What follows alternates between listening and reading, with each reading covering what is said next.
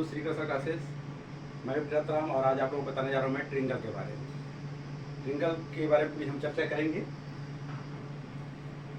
आइए देखते हैं ट्रिंगल,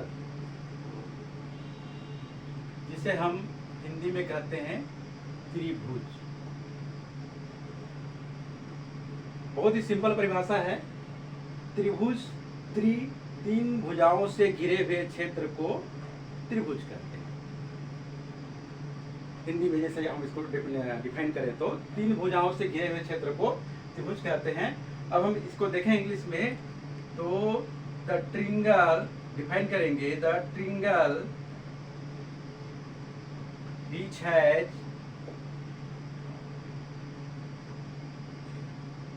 three sides,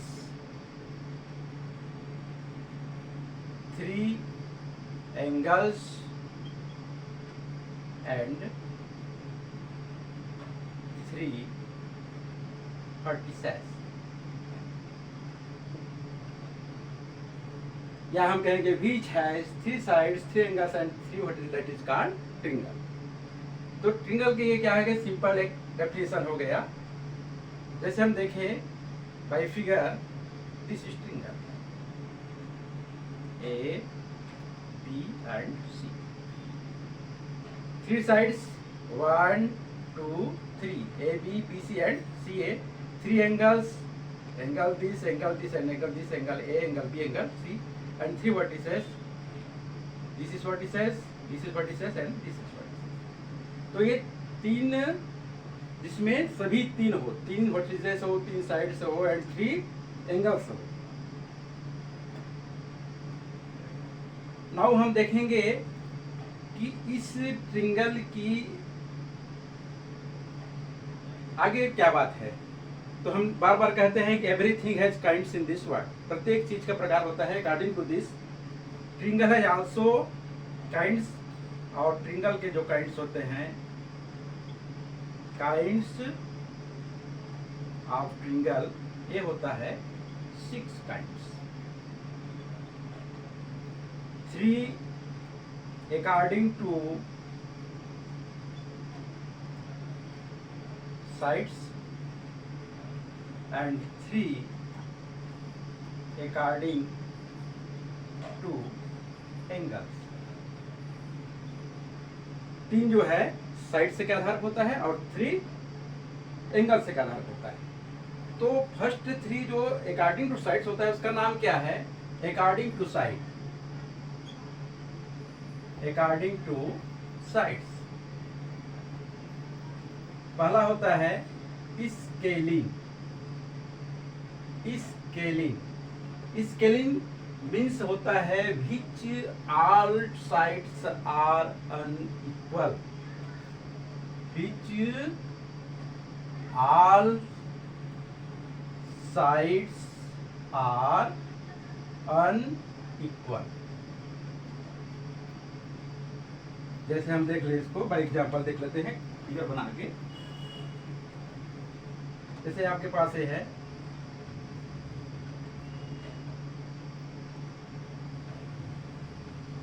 इसका जो लेंथ है, ये लेंथ बड़ा है, इससे ये बड़ा है और इन दोनों से ये इसके कंपेयर में ये छोटा है और इसके कंपेयर में ये छोटा है।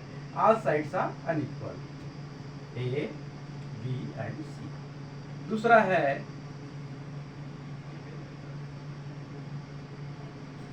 Isosceles, which two sides are equal, जिसके दो साइड इक्वल हो। जिसके दो साइड इक्वल हो क्या कहलाएगा? आइसोसेल्स कहलाएगा। जैसे हम देखें बाय एग्जांपल,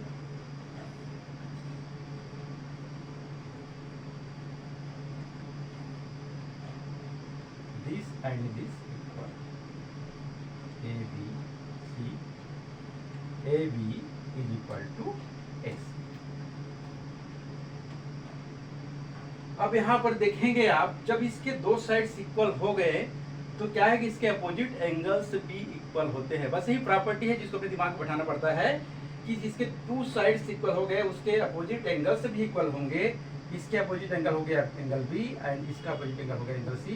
अकॉर्डिंग टू क्या हो जाएगा, angle B is equal to angle C. Next है अपने पास equilateral triangle which all sides are equal। all sides मतलब तीनों sides, all sides are equal। जैसे हो गया आपके पास ये स्थिति A B and C, all sides are equal। यहाँ कहेंगे A B is equal to B C is equal to C A, cyclic motion में। तो जब ये ऑल साइड्स इक्वल हो गया तो इसके ऑल एंगल्स भी क्या होंगे, इक्वल हो जाएंगे। ये हो जाएगा angle A is equal to angle B is equal to angle. तो इस प्रकार से ये अकॉर्डिंग टू साइड्स ये 3 ट्रिंगल्स होता है। अब हम देखेंगे अकॉर्डिंग टू एंगल्स, एंगल्स के आधार पर क्या होता है। तो एंगल्स के आधार पर भी 3 काइंड्स होता है। According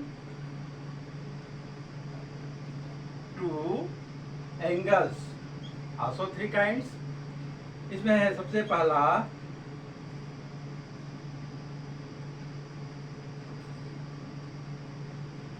acute angled triangle. acute angled triangle which all angles are less than 90 degree, जिसके सभी एंगल्स मतलब तीनों एंगल्स क्या हो 90 डिग्री से कम हो, that is called acute angled triangle। Next obtuse angle triangle, obtuse angled triangle which one angle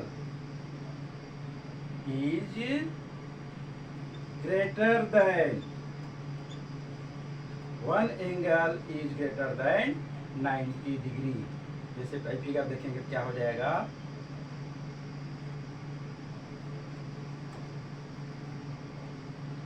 this is base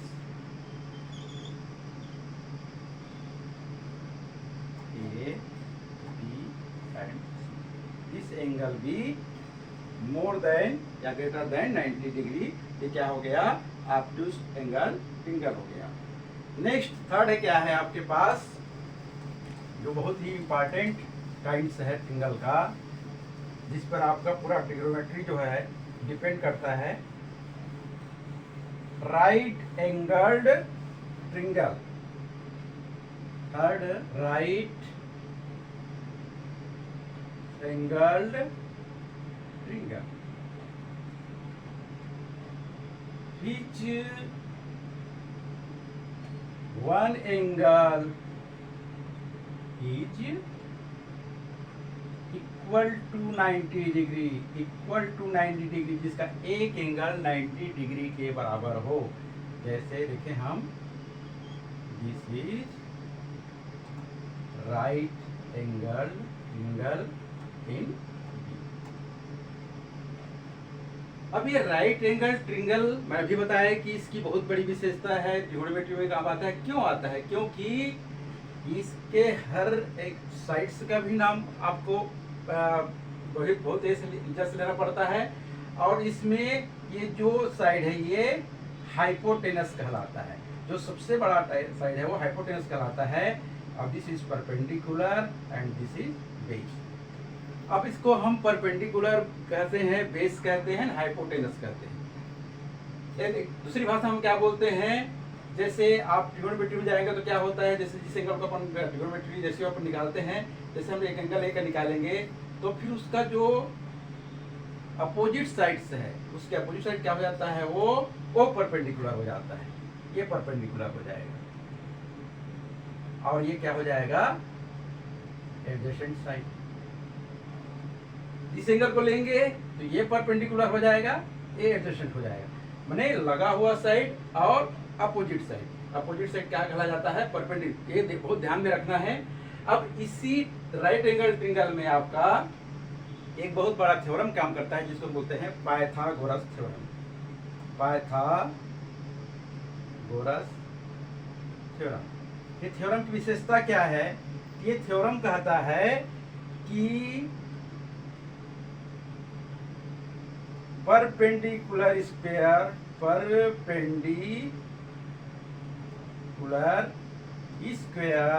plus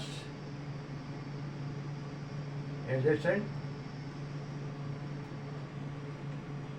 square is equal to hypotenuse square. इसको और भाषा में देखेंगे तो क्या हो जाएगा,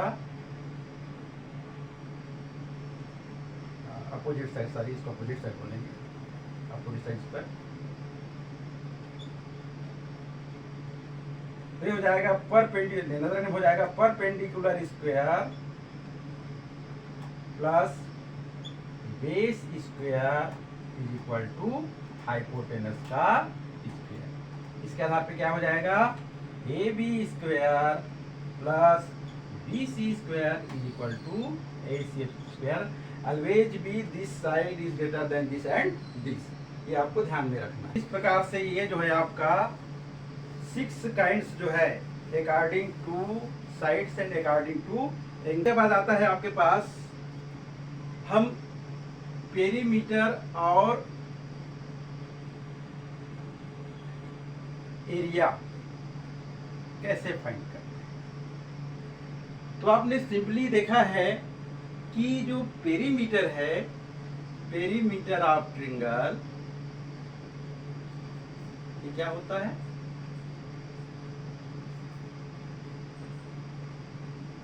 सम of all sides.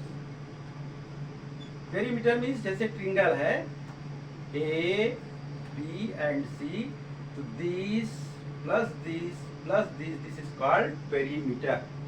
After then area, area में यहाँ पर दो चीज काम, एरिया में आपका दो चीज काम करता है। पहला है एरिया ऑफ ट्रायंगल, इसमें दो चीज काम करता है। एक तो होता है जैसे राइट एंगल ट्रायंगल हो, इसमें क्या हो जाता है, इन राइट एंगल ट्रायंगल में क्या होता है, area is equal to 1/2 base into height. अब हम देखें क्या ये 1/2 base into height only one right angle triangle में काम करता है? नहीं, जिसके हाइट दिया गया हो, जिस ट्रायंगल का हाइट में be given that follow this formula. तो यहाँ पर आपके पास जैसे राइट एंगल है वो कॉमन उसमें रहता है, हाइट दिखता ही है आपको। कुछ ऐसे ट्रायंगल्स मिल जाते हैं जिसमें हाइट दिया हुआ है, तो हम क्या करते हैं, area equal 1/2 base into height. After then जैसे आपके पास ये स्थिति नहीं आ रही है, suppose that it has not given height, तब हम क्या करेंगे, सिंपली है, ऐसा नहीं दिया है तो क्या दिया रहेगा आपके पास, साइड दिया रहेगा। जैसे ट्रायंगल है इसके क्या दिया रहेंगे, साइड दिया रहेगा, ए बी सी, जैसे साइड है आपके A B and C. This is length of this is length of this and this is length of this.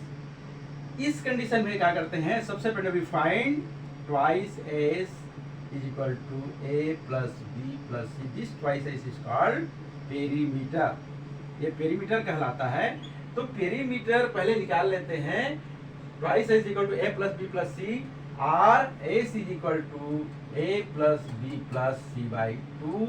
After then we calculate the area of triangle. तब क्या होता है, area of triangle is equal to क्या हो जाता है, root S minus A, S minus B and S minus C. इसके आधार पे हम क्या करते हैं, एरिया ऑफ ट्रायंगल कैलकुलेट करते हैं। इसमें आपका आइसोसेल्स है और इक्विलेटरल ट्रायंगल है, इसका भी आपका क्या बोलते हैं एरिया हम डायरेक्ट फार्मूला से निकालते हैं। मैं उसको नेक्स्ट आपके वीडियो में दिखाऊंगा। पहले हम इतना ही सिंपली इतना समझ लें कि ये दो जो एरिया हम निकालते हैं, ये यदि आपके पास हाइट दिया गया है तब और नहीं दिया गया है तब, इन दोनों कंडीशन में हम निकालते हैं। तो ये कर लेते हैं, मैं नेक्स्ट वीडियो में उसका बताऊंगा आपको। सिमिलरिटी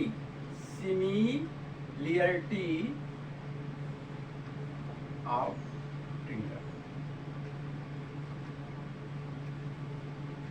सिमिलरिटी माने समानता। अब ध्यान से समझ, समानता हम कब कहेंगे? तो ये बात आती है सिर्फ हम किसी के जनरली अपने पास एक हम कैलकुलेट करें तो क्या होता है, जिसे हम किसी के चेहरा को देखते हैं क्या देते हैं, आपका चेहरा उसके चेहरा से मिलता है, माने ओनली शेप मिलता है, नॉट साइज मिलता नहीं है। तो सिमिलरिटी ऑफ ट्रायंगल क्या होता है, this depend only shape of triangle but not size पर वो डिपेंड नहीं करता है, सिर्फ शेप आपका क्या होना चाहिए, सेम दिखना चाहिए। साइज जो है डिफरेंट रहेगा, माने साइज डिफरेंट रहेगा, शेप सेम रहेगा, तब कहा गया सिमिलरिटी ट्रायंगल सिमिलरिटी में है। जैसे हम देख लें, एक ट्रायंगल ये आपके पास ये है, दूसरा है आपके पास ये। ध्यान से देखिए, ये ट्रायंगल आपको बड़ा लग रहा है और ये ट्रायंगल आपको क्या लग रहा है, छोटा लग रहा है, बट शेप दोनों का क्या है, ट्रायंगल। एक भी ट्रायंगल शेप है, एक भी ट्रायंगल शेप है, साइज बड़ा एंड छोटा है, तो ये कहलाएगा सिमिलरिटी। ये triangle ABC and triangle ADEF क्या है, ये सिमिलर है, समान है। तो सिमिलरिटी के लिए कंडीशन क्या हो गया, शेप भी सेम बट साइज भी डिफरेंट। अब है इसके बाद इसमें एक बात और आती है, क्राइटेरिया फॉर सिमिलरिटी। सिमिलरिटी का क्राइटेरिया क्या है, तो फर्स्ट क्राइटेरिया है इसका करेस्पोंडिंग